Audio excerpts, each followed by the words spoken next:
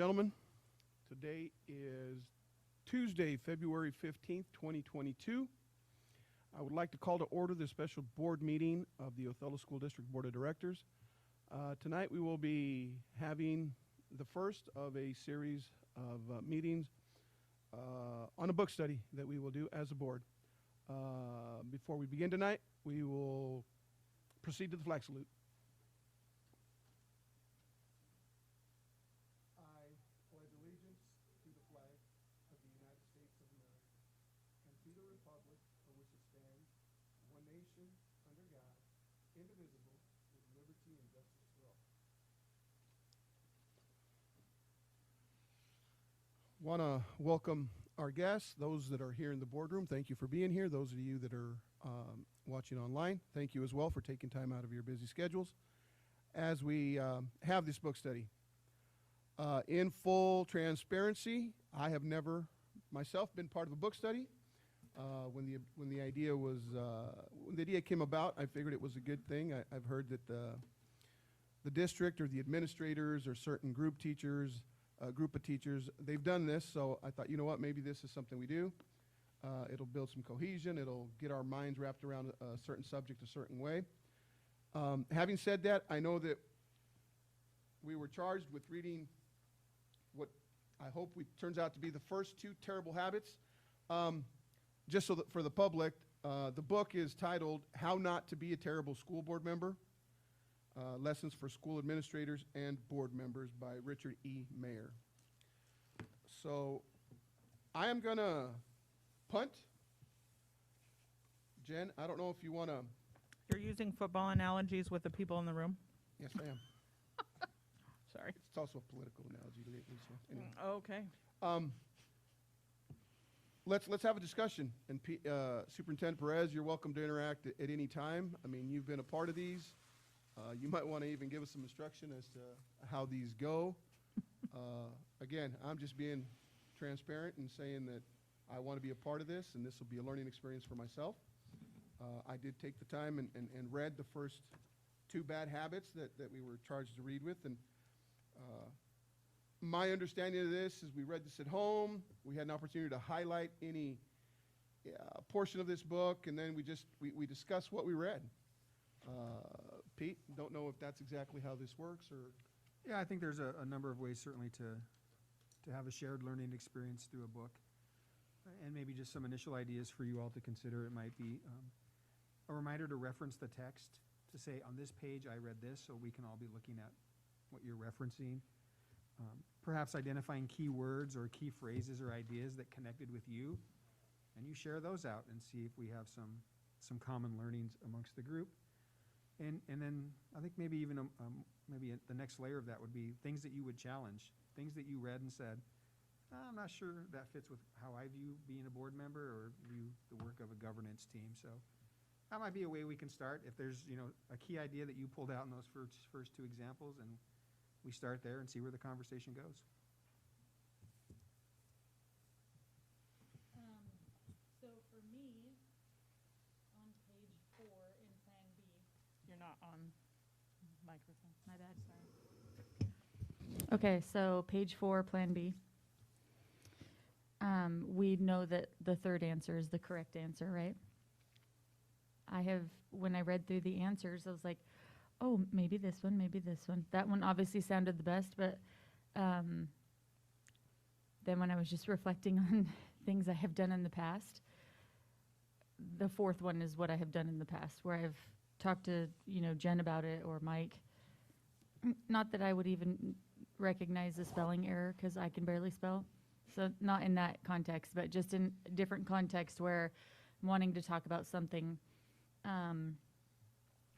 So then when you go to page 6, just kidding, on page 4, when it talks about like the violation, on page 5, option 4, talks about like the principle that the public's business should be done in public. I thought that was really good, because that is something I've been guilty of doing in the past. And one thing that I thought was good, that I thought I highlighted but I didn't, but it talks about like the rapport between Just kidding, I did highlight it. It's on the bottom of page 6. Superintendent's, this is my first book study, so work with me. So the bottom of page 6, superintendent's lessons learned. And the very last sentence says, second, the superintendent could work on creating rapport with board members so they will feel free to let her know before the meeting if they received a substandard materials in the board packet. Which I feel like we're, for me personally, at that point that where I haven't been at in the past. Since I got on the board, to where I feel like I have a relationship with Pete, to where I could, you know, instead of Jen always being my go-to, now I can, you know, and I quit. I've been ousted. Just joking. I liked that pretty much kind of throughout the chapter, both of them, he refers to the superintendent has to keep board members on the straight and narrow, doing what they're supposed to.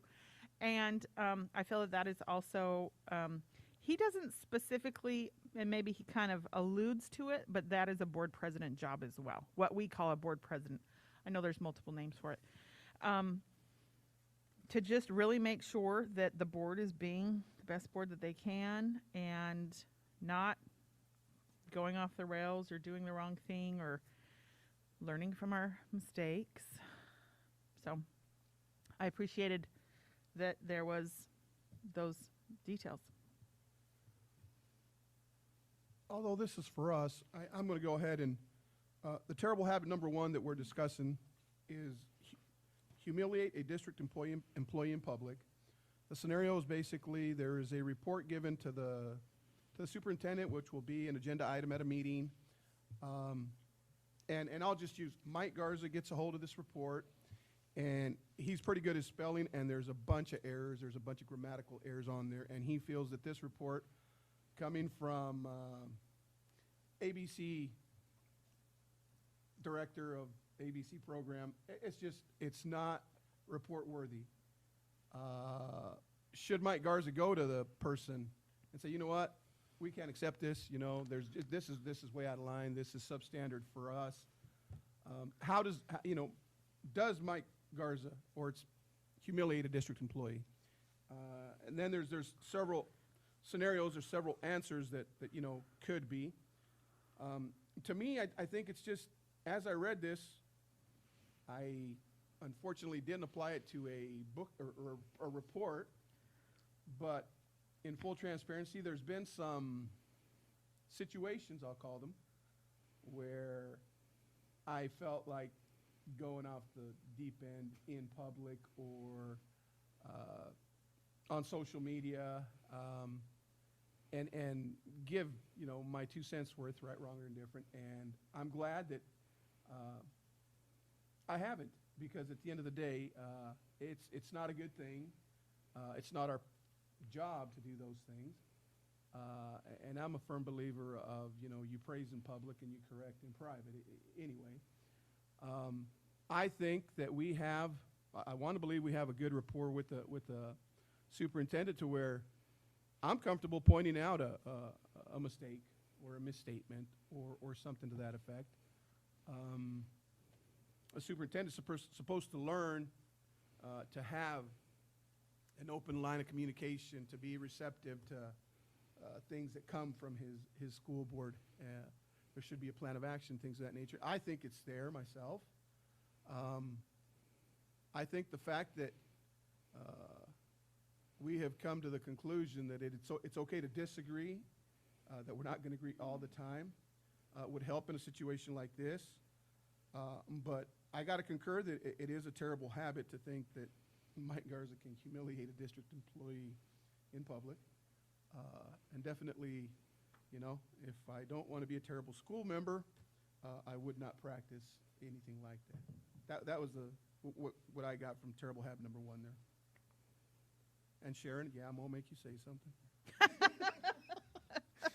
I'm going to ask you to. There we go.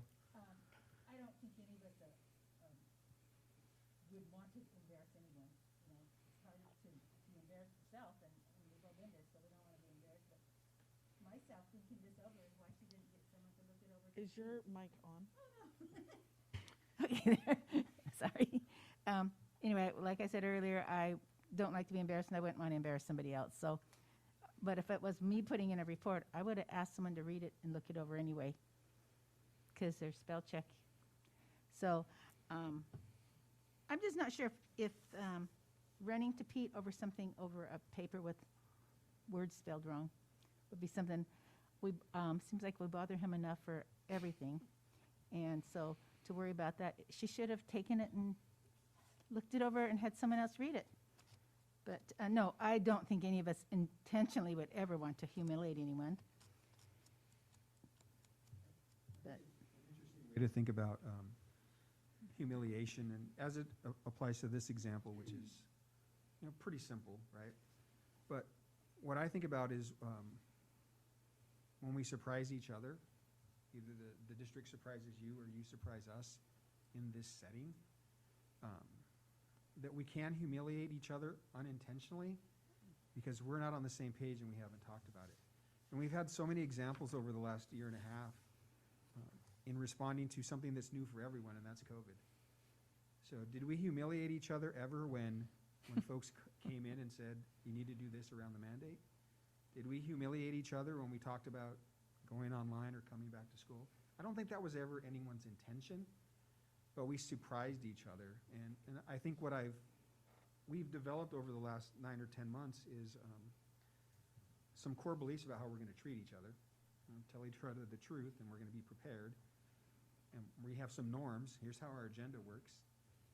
Today at 7, we may have a surprise. There may be people here to speak. We don't know what they're going to say.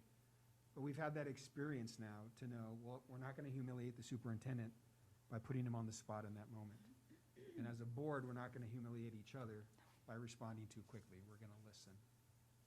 So I think I feel the same way as you do. We've never been intentional about trying to humiliate one another. But sometimes we do that when we're not clear about our boundaries. human beings. That's it. Right. Consuelo, what did you think about number 1? I'm gonna be honest, I actually didn't read it today. I read it when I first got it, so I'm kind of like rereading it right now. Yeah. But I know if this would have happened to me, I would have thought about it the rest of my life. Like, I would have been really embarrassed because, you know, with anxiety and all that stuff, like, it's just, it's really hard. Like, if someone were to be like, hey, you messed up, like, in front of a bunch of people, like, you messed up big time, like, all of those errors and all that stuff. Like, I get corrected at school all the time, and I understand why, because, you know, it's school, we're there to learn. But if someone were to do that at my job, I'd just be like, oh my goodness, no, I'm not, no. So, yeah, just reading over them, like, the second option, I would have gone with the second option, like, contacted her directly, but then I was reading again, and it was like the third option's better. I'm like, yeah, that's understandable. It's just, you know, sometimes it's a lot nicer to, like, contact that person, but it is a chain of command. Like, you have to go to the superintendent and all that stuff. Definitely. But yeah. I thought about that too. And I guess maybe, Pete, that's like a good clarifying topic is, let's say it's Jen Perez. I know her. We have a good relationship. So as her friend, my first instinct would be, I'm going to text Jen and say, hey, I saw some errors, because it would feel weird to be like telling her boss, like, I'm going to tell your boss you've messed up. You know what I mean? The awkwardness there. Would you still want me to come to you directly, or would you want me to text Jen and say, Jen, I noticed you spelled this wrong, or whatever? Yeah, I think the preferred option is to let me know, 'Kay. because even if it's not Jen or someone that you know closely, someone who submitted a report, there may be things I know about their current circumstance that I know as an employer. Maybe they have a personal struggle that's going on. Maybe they have a subsecretary for the last 3 months. Maybe the person that usually does that work for them isn't there. Something might be going on that they might not be comfortable letting you know. But as an employer, they have to let me know. So I think that's the preferred option. It gives you some Good. protection, and it gives certainly the employees the protection that they deserve. But what I have tried to be clear about, and I hope you all have noticed, is I'm never going to get in the way or say, don't talk to our employees, but just for their own protection and your own, just be mindful of what you talk to them about. Because I think it's, even when policy governance, through direct inspection, it's a great way to know what's going on out there. But directly inspecting Jen's work and then going to tell her to do that, I don't think it's good for her or for you. Agreed. That's a solid point. Yep. So I can't help but think about before I was on the board and I sat out there while I was running for office and watched every board meeting. They let there was a whole group of parents that came and complained about a specific person. And the board entertained and listened and had dialogue with the people in the room about that employee. And I was an acquaintance with this employee and shocked at the behavior. And I told more than one board member after that, that was totally unacceptable. You guys have a policy about that. That was not okay. And then we did it ourselves as a board. And when you're in the middle of it, it's a little bit different. They both apologized and said, you're right, we shouldn't have done that. Unintentionally, I think, I mean, I know it wasn't, we didn't do it intentionally, but we let that happen to us at one point, basically the same concept, and didn't stop it. And I didn't realize it until after the fact, even. And in public employees, members of the district still have issues with that and concerns, and has altered them. Because how can that not affect someone? And so we also need to be very, we've already discussed this, we've talked about it, we've committed to not do it, to not let that happen again. And so we need to, like I did a lot of texting Chris, this is spelled wrong. There needs to be a comma on this page because I'm neurotic about those things. I haven't noticed any of those in the last year. But that is the same kind of concept. And it was a very emotionally charged event for all of us and for those that spoke to us as well. And so that's a similar kind of experience. You know, I think this just, it brings it more to light as a board member. I know that it's never intentional. We would be not doing our duty as an elected official if it was intentional, because that's not what our place to, or this isn't the place to do anything like that, not that it's ever right. But no, I think this will open our eyes to be a little more cognizant, to be a little more aware. I appreciate Superintendent's comment that he won't stop us from talking to the employee, just as long as in the back of our minds we are within our bounds, I guess, and topics that are that shouldn't be discussed on a one-to-one basis aren't. I think the autonomy to do those things, I think, is good. On the other hand, like the book says, you know, going ahead and trying to go directly to the employee, I mean, it might bring across a bullying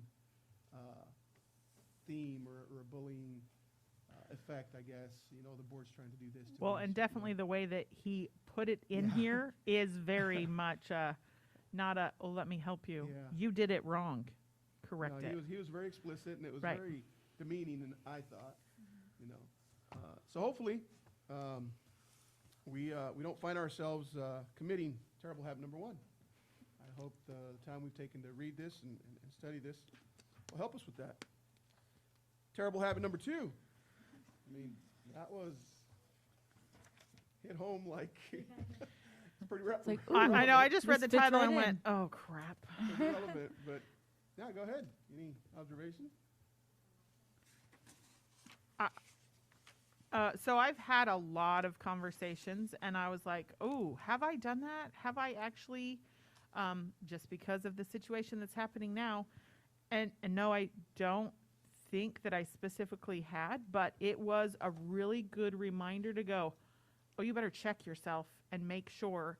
And so now, like after reading this, I was like, "Okay," in these next conversations, and I was like, "Oh, okay." And once or twice, I've had to say, "I am not negotiating with you."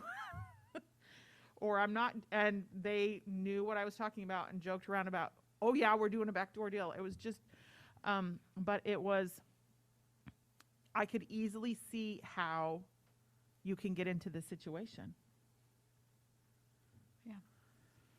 I liked on page 11, option 4, down in the middle of the paragraph, it said, I highlighted this, you are not the teacher's school board member. No matter how much they helped you get elected, you must see yourself as representing everyone in the district. In short, you are the kid's school board member, in that your decision should always be based on what is best for the children in your district. Usually it will coincide with what is good for teachers, but not always. I just thought that was really hit home, especially in our current situation, but that we are school board members to the kids of this district. And even though it might be uncomfortable and awkward and hard on friendships at times, that's what we have to always put at the forefront. Well, and that they let the teacher group or whatever run their campaign. Like I just thought, oh, all of that are like red flags Yeah. right there. I mean, Endorsed by the union? yes. Is that In other districts, I know that that's huge. Yeah. I don't, that's not what happens here, No. thankfully. But like that you're beholden to someone or to some group or That's called politics. I just can't even, I can't comprehend that. Because I think everybody knows I just do what I still, I'm going to do what I think I should do anyways. So I've often been the one that will just go, and they think I'm on their side. And it's not, I've learned how to be tougher in this older age that I didn't know I could do. And totally, yeah, I don't think anyone intentionally tries to negotiate, but people try to make you. Yeah. And that's a hard thing to put on us. Yeah,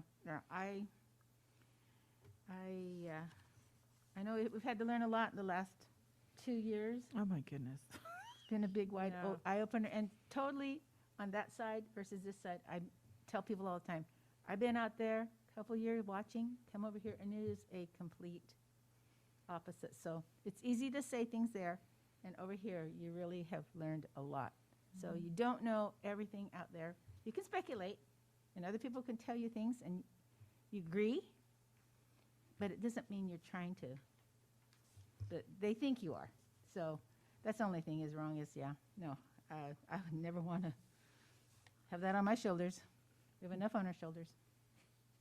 No, to me, what it brought to the forefront was how thin the line is and how easy it is to cross over it. This scenario, of course, is a teacher complaining about the superintendent, I think, is taking away sub-teachers to do duty recess or something or another. And the board member feels compelled to say, well, I don't know why he's doing that because, we've told him he should take that out of the contract. And that's basically, establishing some sort of backdoor middle of the night deal or something or another. What I try not to do is for the employees, I guess, to feel, why even say anything if this guy's not even listening? And I know at times that may come across, but it's just because the line is so thin, Lindsay, you said something very powerful or profound a while ago where relationships, friendships are sometimes tested with a position like this. But no, we've always said it, it's a board decision, regardless of the vote, majority wins, things of that nature. And I think we as a board have done a good job of not negotiating for the district. I think it's okay to make our opinions known as long as it's in the form of that, an opinion, not a decision. But no, I just, it brings to the forefront to me how a lot of times there's unfortunately people looking for you to say the wrong thing during a conversation. Or to how use- to take it out of Yeah, context. to use something against you, and it's too bad that that happens, but no, definitely a habit that I hope we don't fall into. I hope this opens our eyes to be more diligent, more careful with our interactions with employees, and that we don't do what we're not supposed to, that we learn the lesson, that we don't negotiate for the district. I wish that the title was don't, or negotiate for the district as an individual, True. because that's really what it's trying to say. I know that there are boards that do the negotiating and not the district. Yeah. It And even that says it in is- this, the entire board does the negotiating. Right, but I just, that, like, I read that when I thought, oh crap, what have we done?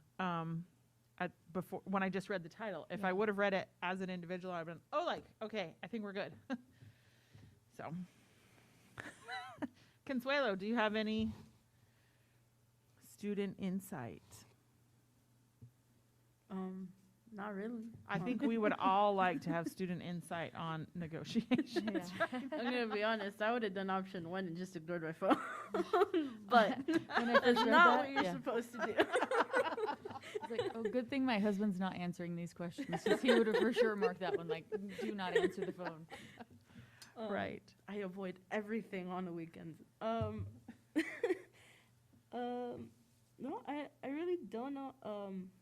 I did think that the third option again was the best option because, well, you're neither confirming nor denying anything, and so you can't really, it's not your place to do what she's asking, It goes back to like the first one. You're basically embarrassing a employee of the district, and that's one thing you don't want to do.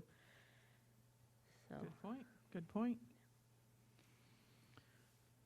Anything you'd like to add, Pete? Yeah, I think what I would add is connected to what Consuelo just shared and the line that Lindsay highlighted. We are asked to do some difficult things in here, in this room and in other rooms when we're out leading. And if you keep students first, it might not feel good for some adults, and they might not be able to see the value in the decision that you're making. But if you stay in that lane, so this isn't specific to negotiations, but when hard decisions are made around people's income and their livelihoods, it hits them really personally. And so we take those seriously. But today, with whatever happens in the regular board meeting, when I look over there and see Elise and Consuelo, it reminds me pretty quickly why I'm here. I'm here to serve the interests of all of our students. And that's not always easy. And that doesn't always square with people. When we negotiated the mandate stuff, when we negotiated COVID MOUs, when we did those things, it was divisive. But if we stay focused on the kids, difficult decisions become really clear, and we know what we have to do. And it'll take a lot to move me off of that. So, what does Consuelo and what does Elise add to the conversation? For me, it's their presence here adds that. That's why we all signed up for the work, right?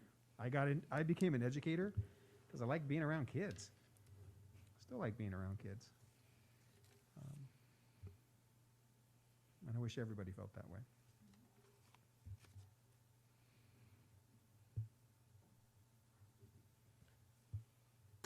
One last point to add about this particular chapter, which I think is interesting.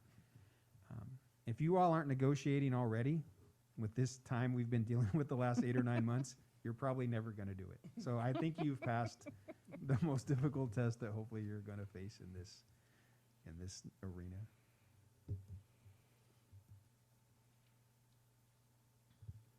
And with the way the culture of society is set up, like I said, to where,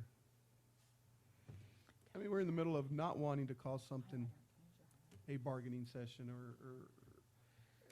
and any sentence or phrase or inference to something that was mentioned at a bargaining session could be turned into that. Oh, you're bargaining and you're doing these things.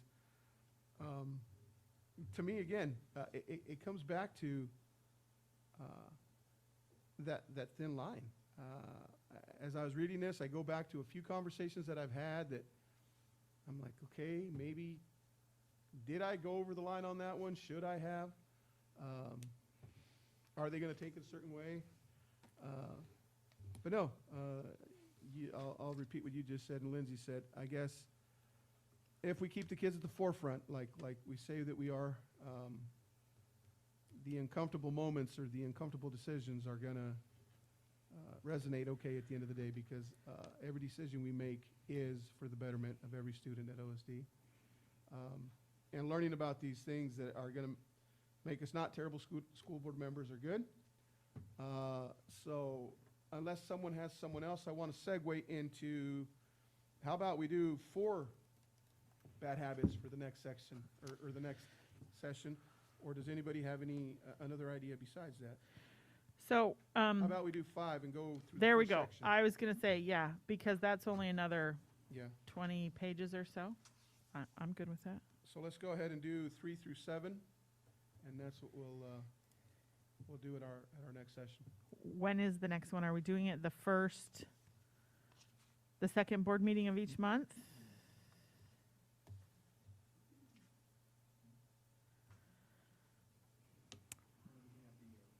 Calendar? Yeah, we're taking a look at the calendar right now.